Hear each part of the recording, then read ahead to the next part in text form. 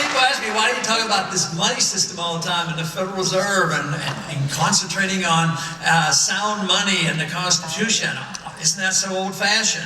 Well, the founders knew something about this. They suffered through the inflation of the continental dollar. There was total destruction of the continental money, and therefore they didn't want it to happen to us. They wanted to protect us, so they put in the Constitution only gold and silver could be legal tender, and that you could not print paper money, and that you don't have authority to start a central bank.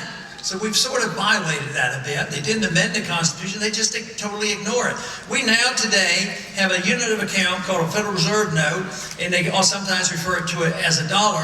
But if you ask them, define a dollar, they have no idea how to define a dollar. They say, well, it means it's a Federal Reserve note. So they're trying to protect the value of something they don't even know what is, and they can't even define it. Then they wonder why they have a mess in Washington and around the world. The dollar and the money issue is so important because it's 1/2 of everything we transact, whether you're measuring wages or prices or incomes or interest rates. It's all measured by this dollar that you can't define, and then they wonder how we got into this mess. But the whole problem, starting in 1913, was to establish a growth path for big government. You know, whether it was the income tax. Unfortunately, Jefferson lost the argument at the beginning of our country when he argued we shouldn't even be able to borrow, but we've been able to borrow all this time. So they also then said, well, taxes are limited because the people will rebel. The market limits borrowing because the interest rates will go too high.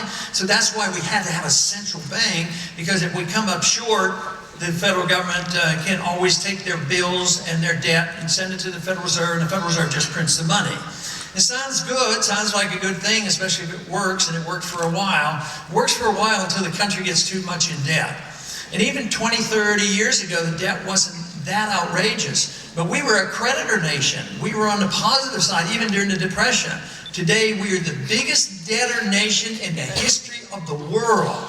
And they think the solution is spend more money and print more money. It's virtual insanity to think you can get out of trouble by doing the mistakes that have brought on the trouble. That's why we have to think about monetary policy, listen to the founders, and say, take away the power of the government and the Federal Reserve to create money out of thin air to finance wars.